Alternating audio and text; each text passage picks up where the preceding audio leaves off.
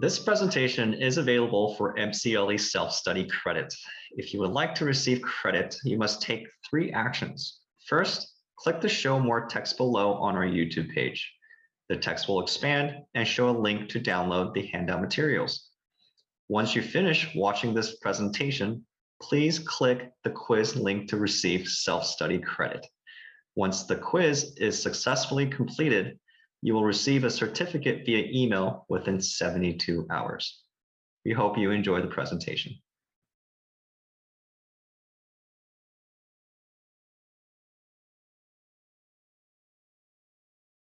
Now I have the distinct pleasure of introducing our first program, Nurturing Resilience, Mental Health in the Legal Profession, presented by Bob Hamilton and Mark LeHocky.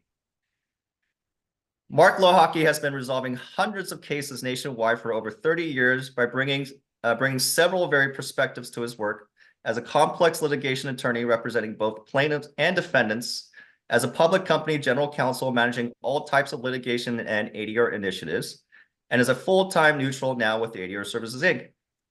Mark's unique background allows him to identify strategic opportunities and frame disputes in the overall context of business realities, individual and organizational relationships. For his ADR work, Mark was recently voted Mediator of the Year for the San Francisco area for the 2nd time through the Best Lawyers polling of top-ranked attorneys. Mark also teaches at UC Berkeley School of Law on the intersection of law, risk assessment, and decision-making. Next, Bob Hamilton is a highly accomplished legal professional with a distinguished career as a trial lawyer and a strong reputation as a skilled mediator. He gained extensive jury trial experience and tried cases throughout California, has resolved over 1,000 cases as a mediator. Bob's ability to grasp complex legal issues and identify potential pitfalls in each case allow him to guide parties through the mediation process with clarity and expertise. By fostering open communication and encouraging active listening, Bob helps parties find common ground and develop mutually agreeable solutions that can preserve relationships and minimize the financial and emotional costs associated with litigation in a supportive and neutral environment where all parties feel heard and empowered to explore creative solutions. So without further ado, I pass it on to you, speakers. All right, well, thank you, Hayward. I don't know if we want to put up the slides to get started here, but just to quickly explain what we're going to do. First of all, I'm going to say thank you. We can go to the next slide. I want to say thank you to Lucy, to Hayward, to Katie Jones, everyone at ADR Services for sponsoring this program.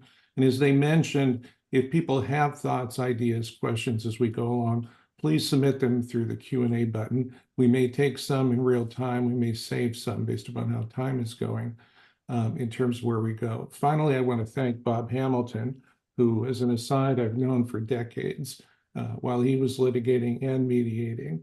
And we've spent a lot of those years talking about the subject matter we'll get to. As we'll see, we'll talk initially about some topics, but we're going to try to focus most of our time on what to do with the information, some practical strategies for advocates, for clients, to manage some of the issues we're going to talk about. So, hey, Mark. Yes. Hey, Mark. Do you think we might have a few things to talk about with mental health and lawyers? Yes, Bob. Quite a lot. Okay. Sorry. No. So let's just jump to next slide. You're probably going to get tired of seeing us, but we'll show you a picture anyway. So for the basic agenda, we'll initially talk about the available data in terms of what is happening, what the trends are. Some of the trending is not encouraging. In fact, a lot of it is not. But we will then move to some actually rays of sunshine, some work that Bob has been looking at for a period of time. And after that, Bob, what are we going to turn to?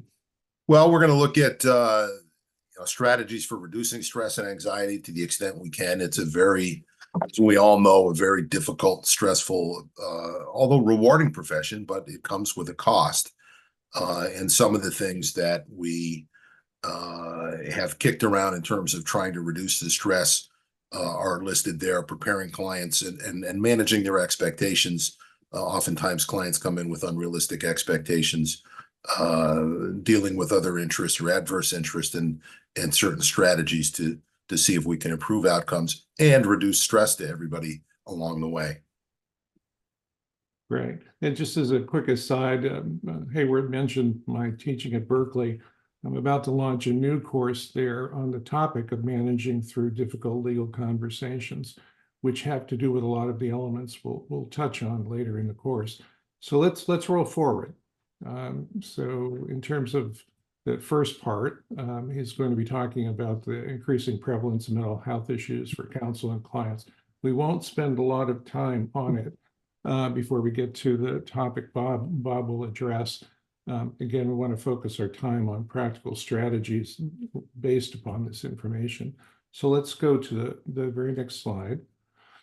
So as we all know, we suffered through a very significant, challenging time period with COVID, starting in 2020. I remember being in the middle of a mediation that day, and we all got word we needed to leave the building, and Bob did, everyone else did. So looking back on it, we can, now that's, 4 years later, we can say to ourselves, well, if things changed in a significantly more positive way, especially when we're talking about mental health issues, and we'll give you the answer in a minute. But importantly, probably not unexpectedly, the increase in lawyers reporting mental health issues, that's anxiety, that's depression, that's stress, and sometimes it's also suicidal thoughts, has been increasing for the last 10, 20 years. It hit, we thought, a peak in 2020, and the data we're looking at right here is shows a bump up from prior years. So you can see on the slide, back in that time period, there was the prior testing showed anxiety levels up from about 64% of lawyer population, which was higher than other professions with very few exceptions. And depression had previously reported 31, it jumped up to 37. Now, again, the upper slides that we're talking about talk specifically in the context of lawyers. The CDC report showed significant comparable declines with the general population. As somebody remembers watching the news every day to hear about increasing problems, people dying from COVID, it was a stressful time besides the regular day work we do. So that's 2020 kind of data. Now let's jump ahead 1 year, Bob. Okay, so we have the next slide, Katie. Yep. Okay. So good news, somewhat. The numbers are a little bit improved. You look at that top number, 67%. I think that's supposed to say suffered from anxiety, whereas in the previous slide we had 71%. So there's a little bit of improvement, but still high, right? I mean, this is kind of within orders of magnitude here. It's not like it dropped from 71% down to 30% or 25%. And then again, big numbers for depression. Still, you've got people who are concerned with isolation.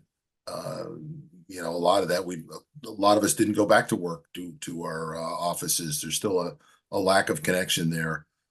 The number on this page that really jumped out at me, though, is the next one. 19% contemplated suicide.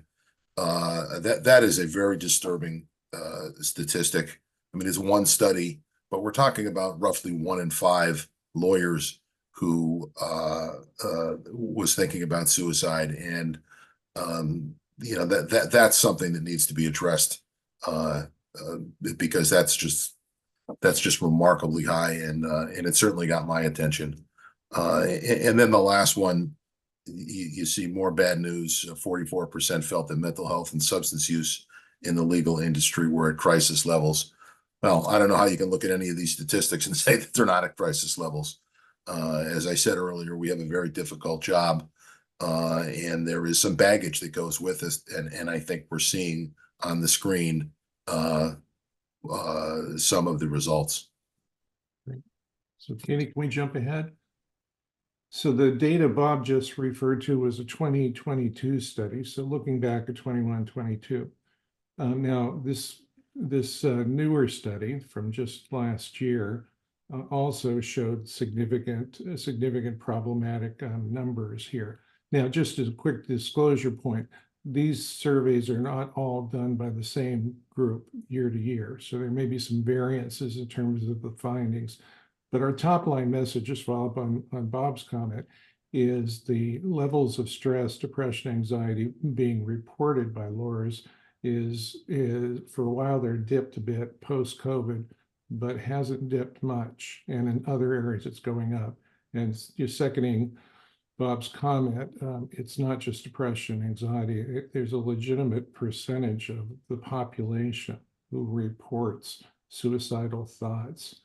And and the odds of having those thoughts among that group are 2.2 times higher of those reporting higher work over commitment.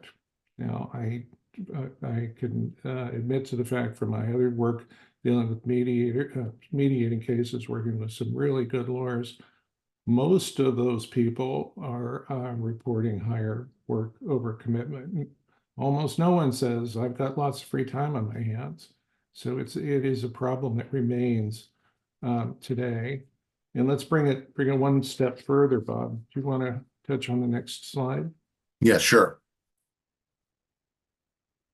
Thanks, Katie. It's sort of a follow on to that, right? I mean, take a look at this quote. I'm expected to be on 24/7. I get calls and emails all night and over the weekend, and you can see it goes on, and it's the norm. I suspect that sort of thing resonates with virtually everybody that's attending today. Our world has become so connected, and the demands have gone up. When, you know, I hate to be the sort of old guy lawyer, but when I first started practicing, we didn't have emails, we didn't have cell phones, we didn't have text. People couldn't get to you on the weekends and nights and so forth. There was a little break. Not so anymore, and I'm an offender of this. Do I look at my emails in the evening? And yes, and then I'm not going to say it's my favorite, but it's probably something a lot of us do. We go on vacation. I'm going to put that in quotes. And what do is we bring our laptop and we say, well, we'll just do a couple of hours of emails in the morning. Well, okay, is that really a vacation? I mean, and I get the reasons why. Again, I do it, but the point is, we are so connected at all times. We may be missing an ability to disconnect. And I'd offer this to you. I was in a seminar some years ago, and we were talking about this subject, and one of the panelists asked the following question. He wanted a show of hands as to how many lawyers had given their cell phone numbers to their clients, and virtually everybody's hands went up. And then he asked for a show of hands as to how many lawyers had their personal physician's cell phone numbers. And of course, nobody's hands went up. So, you know, we're in this, and it's not the same as other folks. And so, you know, at a minimum, we have to identify what it is and what we're up against, so that we can maybe come up with some solutions to give us some relief here. Yeah, and just building off of those comments, and this is why we have it highlighted even in red ink, is it's not just a COVID bump, because COVID has subsided. It's still there, but it's subsided, but other factors are contributing to the issue. And one of them is exactly what Bob said, the fact that there was a point in time where we couldn't stay connected. I remember some prior trips on boats and places where you couldn't get connection. That was a good thing. But now the world's changed, and the expectations about connectivity are challenging. We didn't get a chance to put in material, but in searching for some of this resource material, there was an article within the last 6 months in the ABA journal, specifically on the issue of mental health for lawyers, and some of the questions put to in-house team leaders, GCs like I used to be, included the question, is it reasonable to expect your lawyers to return your call 24/7 real time? And there were a couple of people, you can find the article and read it, and you can find their names, I won't mention them, who said some version of darn straight, the rates we're paying them, they need to be available to me whenever I call them.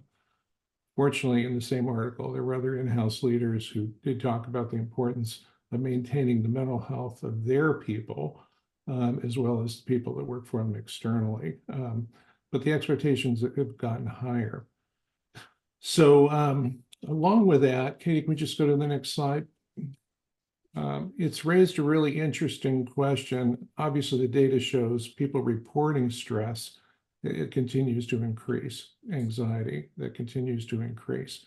But it raises an interesting question in terms of the risk factors, the impact on us. Is it the stress that is causing the problem or how we react to it? And this is where I'll turn this over to Bob. Okay, so a few years ago, I was reading an article about the San Francisco 49ers head football coach Kyle Shanahan and his team, and how he dealt with stress in his profession, how it impacted his personal life and his performance and the performance of that of his players. And through a series of sort of references in the article, I stumbled upon this TED Talk. You'll see this at the bottom, by Dr. Kelly McGonigal. Kelly McGonigal is a Stanford health psychologist, and she had, like most of her colleagues, been teaching for years the traditional view of stress, which is stress is bad, you should avoid it, you should manage it, stay away from it, it's not good for you. Do everything you can to get out of it, because it'll kill you. You know, that's an oversimplification, but essentially that's what the traditional method was. She came across some studies, however, that suggested that maybe that wasn't completely accurate, and that it may not be the stress itself which is a problem, but how people view it.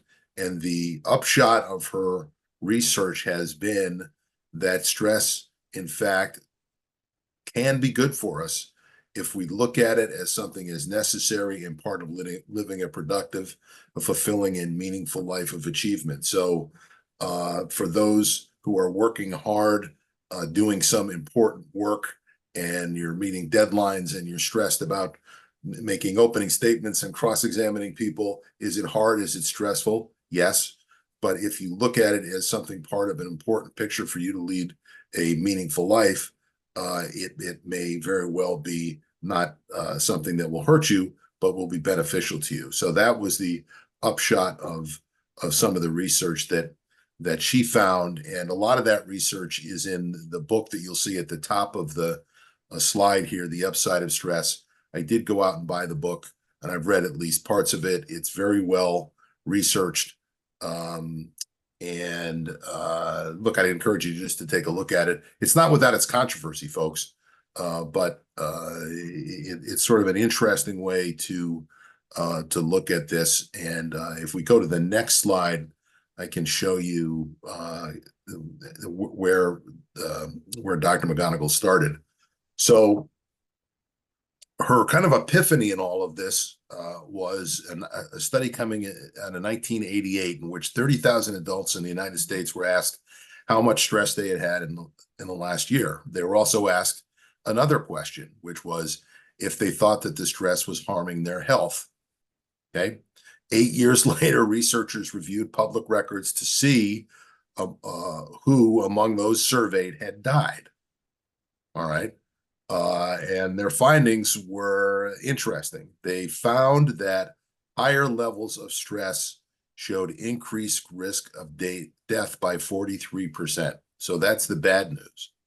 But the kind of remarkable news was that was only with those who had reported that stress was harmful to their health. So where you had people who said that they were under high levels of stress, but didn't see that as harmful to them, instead saw it as something that's part of the process that you go through to live a meaningful and productive life, they had no increase in the death rate. And this was the genesis of Dr. McGonigal's work, and she was gone through more studies. And again, you can see them in her book. It's kind of an interesting read. It's a little self-helpy, but I found it fascinating, and another way to kind of look at the world of stress. One of the things that came out of this is what she calls the stress paradox, which is that is that high levels of stress are associated with both the stress and well-being.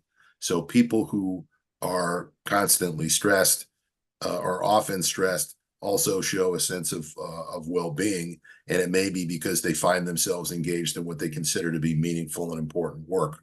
So, and then also the last line here, notably, people who experience highest number of life stress events consider their lives more meaningful than others. It really, this whole way of looking at it, it turns the traditional view of stress and what we've always heard and been told kind of on its head, and it bears looking at. Again, this is not without its critics. I'm not a doctor, and I'm not going to tell you, boy, if you think stress is good for you, all your problems are over. I'm not saying that, but I think it bears looking at in terms of maybe there's something about leaning into some of this that can be helpful to all of us as we struggle with difficult, demanding, and stressful jobs. Great. So Katie, can we go to the next slide? Before I leave it, though, I want to second the recommendation. At a minimum, watch Dr. McGonigal's TED Talk. Obviously, it's short, but and it's to Bob's earlier point, it is data-driven. The conclusions that she reached, and there's much more data behind that than what we quickly mentioned here, and it really makes you think. Again, it's not part of making a commercial. It says stress is always great. But it is often how you orient towards stress that makes a difference. As an aside, we've attached in the appendix, we won't go into the details, I mean the specific materials now, but it's there, some resource material, books written specifically for lawyers and others on how you can think about your stress, how you can manage your stress. All fascinating stuff, worth reading. But per the slide that's here. Hey, Mark, let me just, before we yeah. get to this, that I had forgotten, and sorry for interrupting. No. There was one that was in terms of the studies that she was looking at that I thought was fascinating, where one of the studies was with skydivers, and they looked at skydivers and they hooked the skydivers up to heart rate monitors, and they looked at both novice skydivers who had never done it before and seasoned veteran skydivers. The kind of expectation going in was that the nervous novices would have heart rates that were kind of off the charts, and the seasoned veterans would be more calm and collected and have lower heart rates. In fact, what they found was the opposite was true, that the more seasoned skydivers had higher heart rates both before and during the jump. And the theory is that they were embracing their stress, and their body was gearing them up to confront this challenge, and they were channeling it in a way that was productive to them. So, the theory, again, it's a theory, but the theory was, look, just because your heart rate is pounding and there's other physiological changes going on in your body, that doesn't necessarily mean you're not handling it well. In fact, if you look at it the right way, it may be exactly what you need at the time. So anyway, thought it was an interesting study. No, and as with you, I do not have a science background, and that I don't doubt all of that is true. However, if I had my iWatch on when I went skydiving many years ago, I think it would have exploded on my wrist. But all different. So maybe we should be looking at people's heads who jump out of planes, not hearts, Mark. But that's a whole other topic. But I would still recommend it.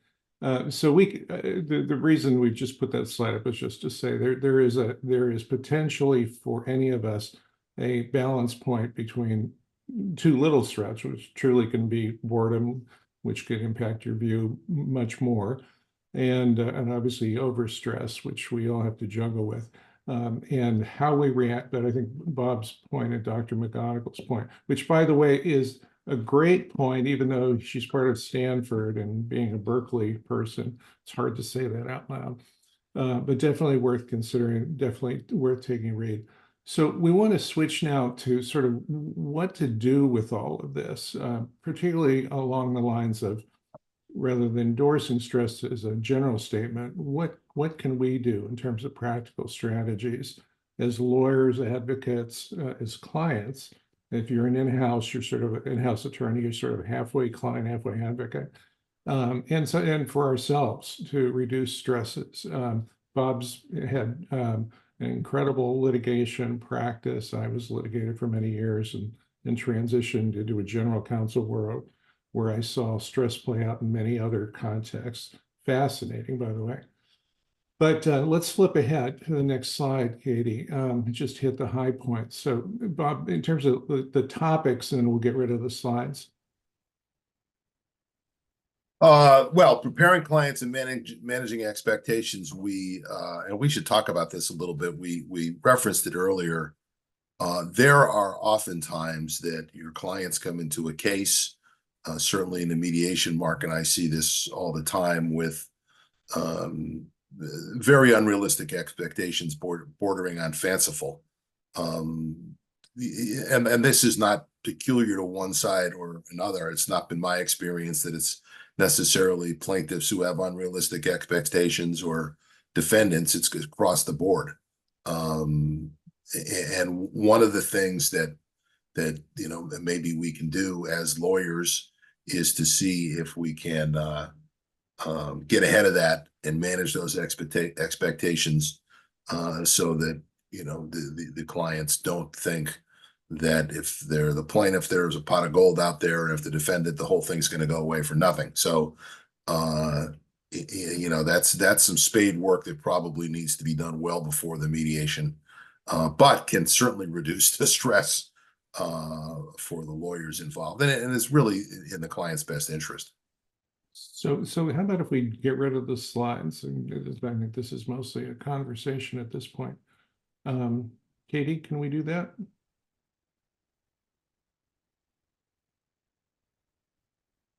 Somebody has a nice beach photo. So I'm still seeing the slideshow on my screen. I don't know if other people are. There we go. Thank you. So yeah, if you don't mind, we'll just do this as a conversation. Building off of what Bob just said, we'll talk about all three of these categories: preparing clients, dealing with adversaries, the ADR strategies, because that's where we spend our time these days. But most of this, even if we're talking about ADR, I think applies as significantly to a traditional litigation path. You're involved in a lawsuit, you're contemplating one, et cetera, et cetera.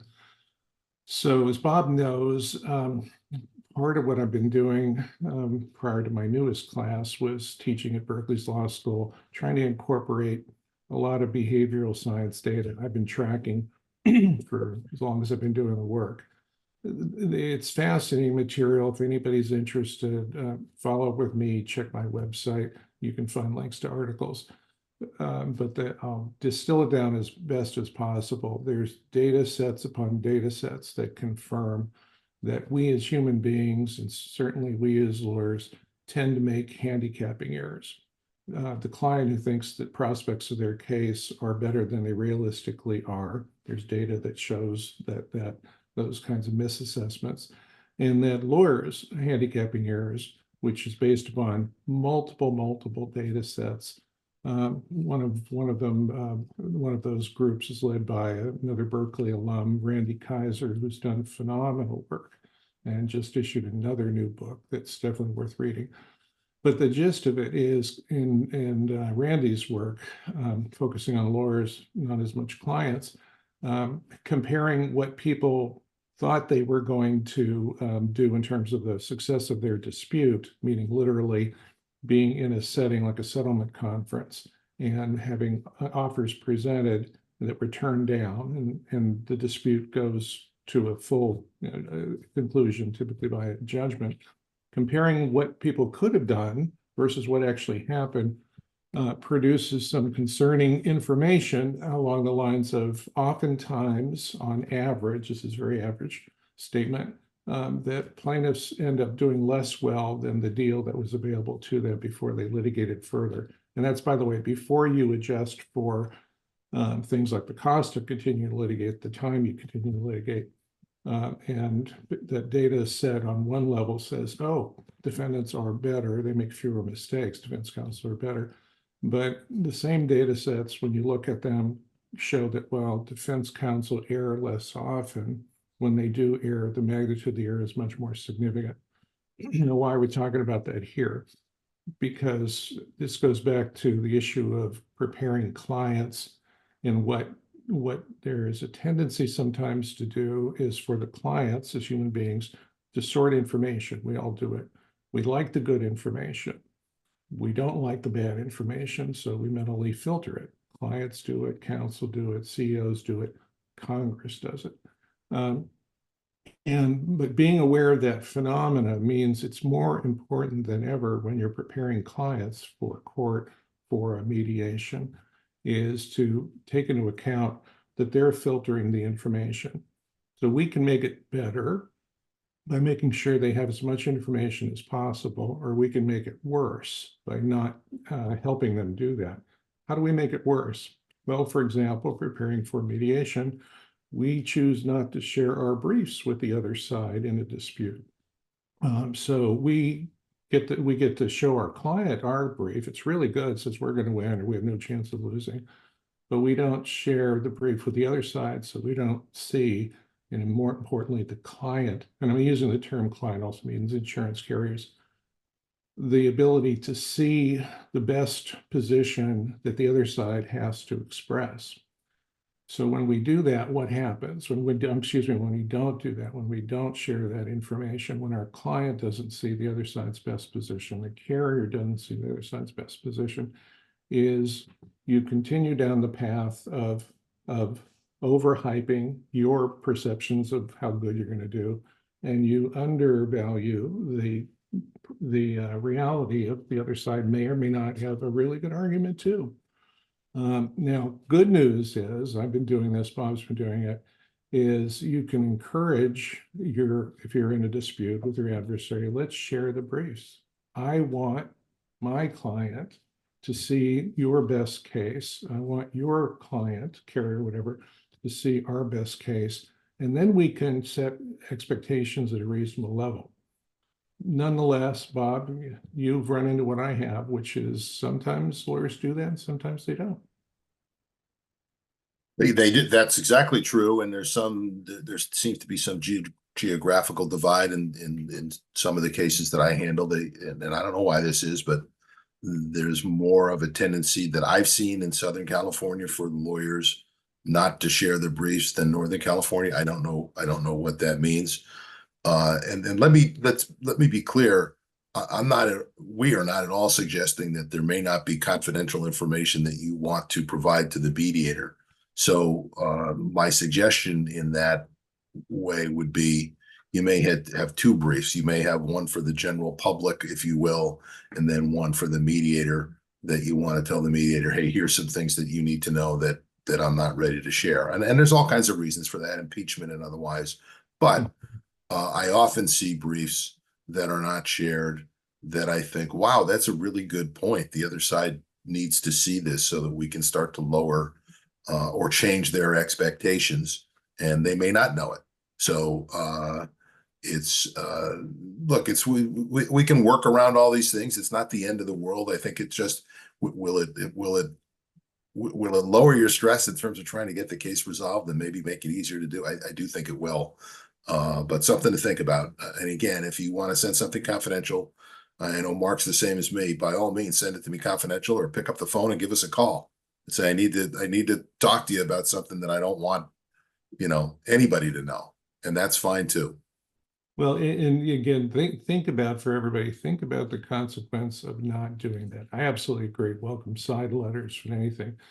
But think about the consequence of your client not seeing their best position, whatever it may be, is without any other information that really puts a realistic spin, obviously argumentative, but more close to a realistic spin than your side just talking to yourselves and doing your own thing, is those expectations are set at often, not always, set at a very unrealistic level. Then you go in with the help of a neutral, or sometimes in court, and you get a very different reaction from that person. Mediators trying to help everyone resolve a deal, but ideally what we're trying to do is add some reality to the conversation.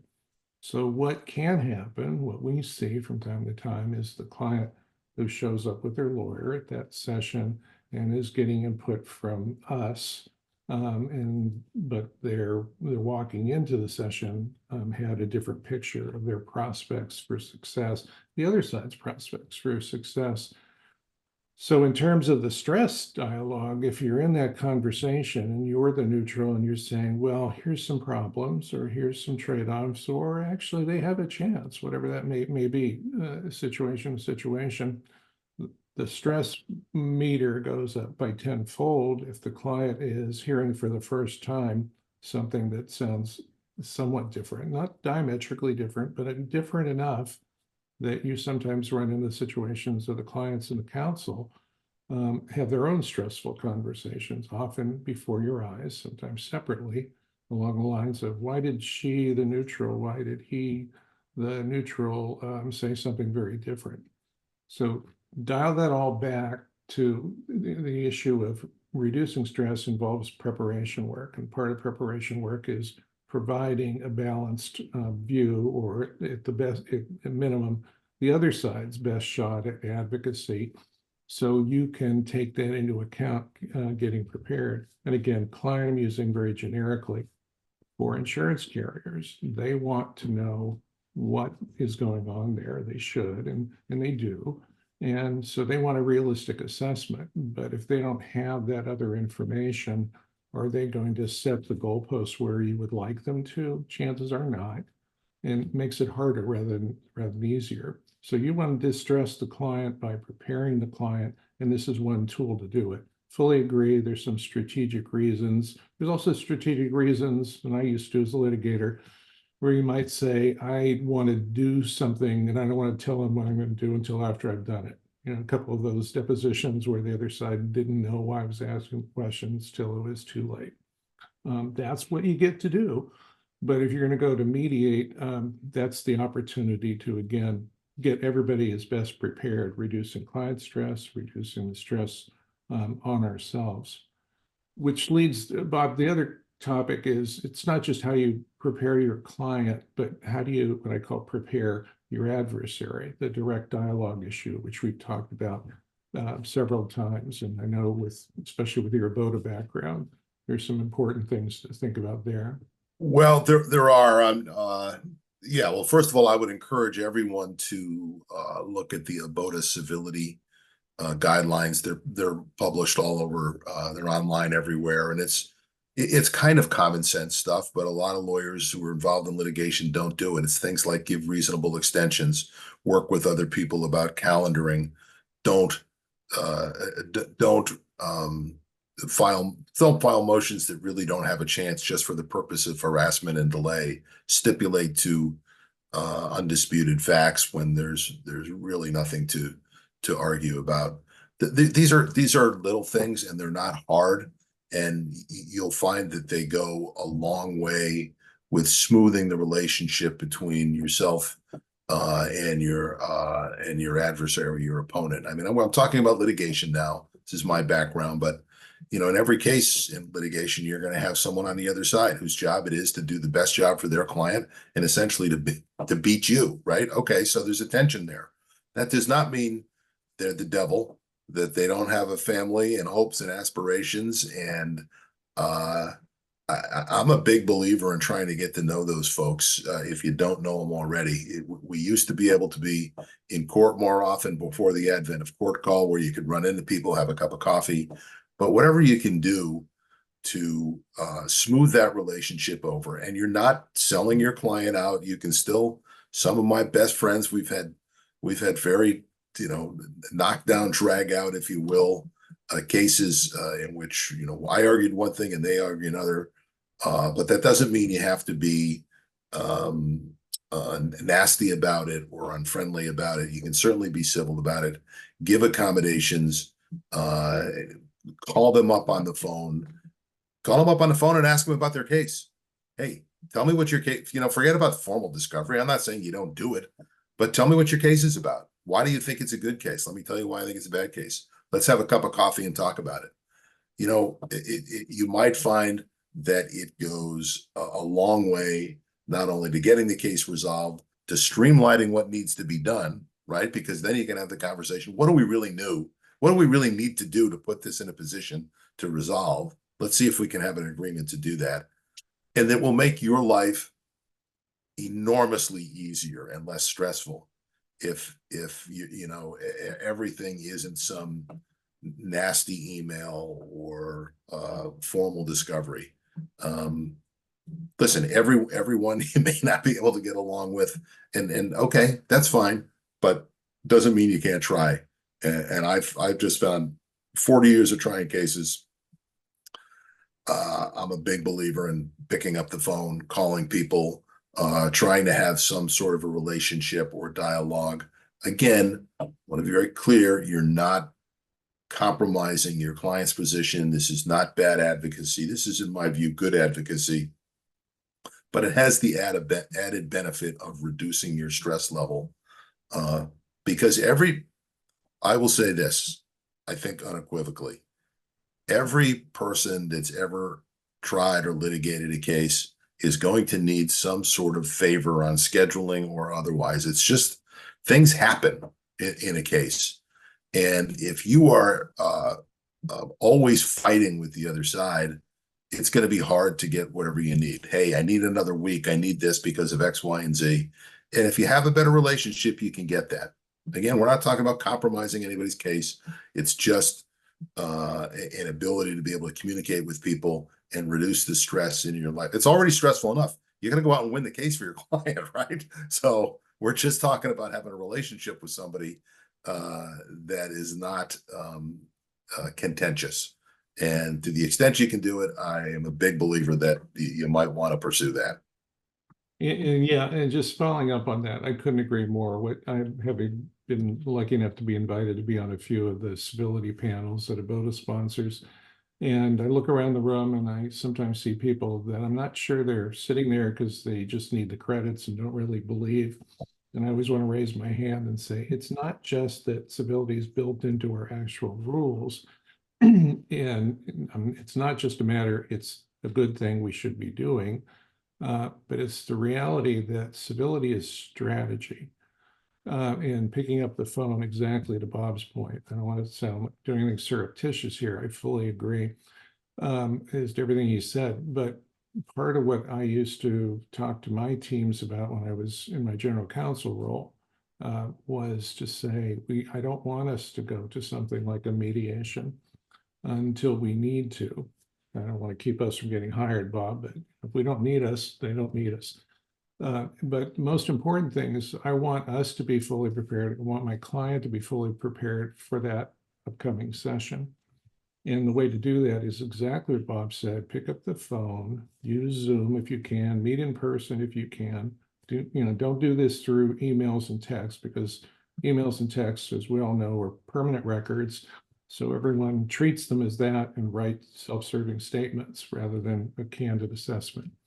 So love technology for its purposes, but for a substantive conversation, it needs to be a conversation.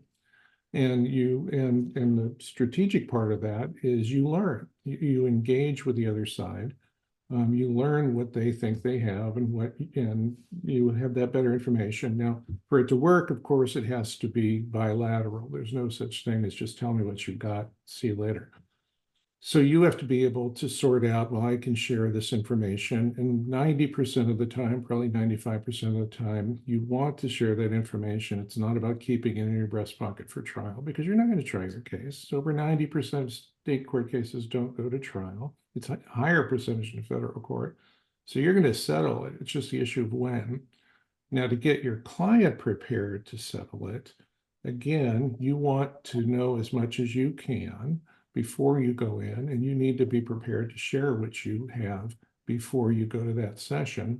Again, so you don't have that stressful moment where you're in a mediation, as we've observed, where something comes up that should have come up a long time ago. It would have changed people's perspective about the dispute. That leads again to the stressful conversation. What's changed? Why didn't we figure this out before? So we actually had a 3-conversation rule in my last couple of companies, which I would tell my wonderful team, outside counsel, inside counsel, I want you to talk to them 3 times before the mediation. Why 3? Because the first time you pick up the phone, they will be worried as to why you're even calling. That happens too often. Second call, you'll start to get there. By the third call, you'll learn, they will learn, and you may decide don't even need to bring a mediator in. But if you do, first of all, your client's better prepared for how good it could be, how ugly it could be, how ambiguous it could be. So the direct conversation, fundamentally, again, it is absolutely a key role of civility, key aspect of civility we're required to practice anyway.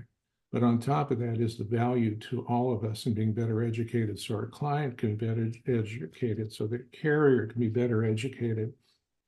So whatever happens after that is much more productive, which goes to the issue, by the way, of tone, which I think you were referring to, Bob, both in terms of what you put in your paper and what you put in what you say in the conversations. Yeah, don't call if you can. People don't react well to being called a liar, and a skunk, and the inflammatory language is inflammatory, and people don't react well to it. And my experience has been when you attack someone, particularly a lawyer, if you say that they've lied or they've misrepresented, they're not going to react well to that. And then any chance you've had to try to resolve the case, and now is set back in a significant way, because now you're having these personal fights that are in the way of the fight between your respective clients. So to the extent you can avoid it, please do. You can say, I don't recall the conversation that way. I don't think that's accurate. You can soften the language some, but look, and it takes some nuance, and it takes you to be a little bit bigger than the situation, because sometimes you want to say, yeah, you're a liar. You just lied to me. I'm just telling you that if you can avoid it, you should. It's just not productive for you. And it's even just from your own interest, it's not productive for you, because what you really want is to keep your eye on the ball, to get the information you need, to get the case resolved. And when you end up in these fights over personalities, it doesn't work. And and this goes to their clients too. You can say someone has a bad case without being inflammatory. Again, it's not productive. One of the reasons, in my experience, that we don't have joint sessions and mediations anymore. I mean, we used to all the time, right, Mark? When we first started out, we get everybody together, and the plaintiff would make an opening statement, and defendant would, everybody would have their say. Was there was bad behavior. The lawyers couldn't control himself. The plaintiff lawyer would stand up and say, I think your case stinks and you stink, and I saw the car you drove in, and it was an old beater, and I don't know who that was getting out of the car, but I think it was your wife, and she's ugly. All of these horrible things. And then what do you think? The defense lawyer's not going to respond to that? Of course they do. And now you're completely gone backwards from where you started. So it's understandable because of the job that we're doing, right? It is intense. You are you're trying to prove your case or defend your case. I would just suggest to you that if you can be moderate and civil in terms of your approach and your language, it will ultimately not only be good for the case, but it'll be good for your stress level, and you won't find yourself fighting all the time, and you'll be a happier practitioner. Well, and Bob, but you just made the point again. Civility, tone are strategic. So when your client says we want to put nasty things into the brief, we want to say nasty things, if you really need to, for your client, more than one lawyer has said, well, I had to say this because my client wanted me to. He said, next time you do that, put that in your side letter to me. You're not going to make any points by putting it into the shared brief. In fact, the opposite is true. By engaging in invective, name calling, attacking the lawyers, you will trigger the response. Remember the old expression, you were a kid, where people would have disagreements and the response was, I know you are, but what am I? I have seen that played out involving very substantial lawyers, where the satellite dispute, what I call the name calling back and forth, becomes the focus, their focus, not my focus, not Bob's focus. So again, it's just key to, with your client, to have that conversation saying, we're not going to make any headway by attacking them because they'll default to attack back, and we're going to stop talking. And a related point, which I saw multiple times in stepping into different GC jobs and meeting new lawyers I inherited and disputes I had inherited, was to talk to them, as I was pretty thorough about doing, to say, what are we doing with this dispute? Why aren't we trying other things? And one of the questions is, should we try to resolve this without litigating further by either direct negotiations or mediation? And more than one time with people at prominent places, this isn't a sole practitioner versus big firm kind of comparison. Multiple times people will say, but that won't work, meaning to go and do direct dialogue. And my question is, well, why is that? And then they would talk about the satellite dispute. Well, they did this and they refused to give me a discovery extension, and this happened. I think in all those examples, I would end up saying, I still want to try. I want to try this. And all the predictions about horrible behavior almost never played out when you had, you were in a setting where you had somebody, a neutral, who's not going to be impressed by that behavior, will discourage it and the like. But most people are smart enough, don't do that. So go ahead, Mark. No, go I was ahead. just going to say, so it's not just the tone, but be really thoughtful, including when you're dealing with an adversary counsel who may be a challenging person, is to think about, well, would that still happen if we got in front of, retired Judge so-and-so, Bob Hamilton's, or someone, would they still do that? Would they act out? Because they're probably smart enough to know it doesn't work. And my life experience is 90% of the time, what they're worried about happening if you get in the room doesn't happen and progress is made. So my point is, even if you encounter bad behavior in those kinds of dialogues, again, don't contribute it to it. Please politely tell your client strategy does not mean being nasty back. But also when people say, well, we can't work with them, well, if it's a facilitated conversation, it may work. My experience has been it works. I'm sorry. I was just going to say there's a number of questions that, but a lot of them kind of boil down to, okay, that's great, but what do you do when the other side won't play ball and they won't engage with you? Kind of picking up on your point. And I would just say, listen, stay the course, right? You're not going to get it. Not everybody is going to be as accepting of this kind of approach. And there'll always be, I hate to say it, there'll always be lawyers out there who are, let's just say, less inclined to do that, and they want to fight on everything. That doesn't mean you have to go there. I mean, because they use inflammatory language to you, no, you don't have to. Remember this: at the end of the day, your clients are going to come and go. Someday you're going to retire from this profession, and you want to walk out of here with your head held high. That, hey, this was a good lawyer who treated people with respect, and his or her word was their bond, and we could get along with them and still get the case done. I think just keep working on it, and you'll be surprised. You won't get everyone, but you'll get a lot of them. So my shorthand is to steal the comment Michelle Obama made years ago in the presidential election, where she said, when they go low, you go high. We go high. Exactly. Hayward, I think we're up against time, right? About 30 seconds, but yes.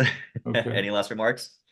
I think Bob hit it as to the questions. I don't have the detail about the polling detail underlying the conclusions we have, but I'm sure if anybody's interested, go to that source material, and I'm sure you can get better answers than we can provide right now. So thank you. And Bob, thank you. Thanks, Mark. Thanks, everybody. Take care of yourselves. It's a hard job out there. ADR Services, Inc. has been your unwavering partner in alternative dispute resolution. But as the world changed, so did we.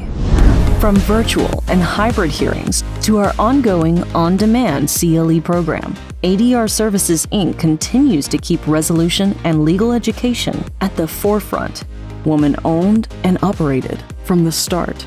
There is someone for every situation. We are ADR Services, Inc.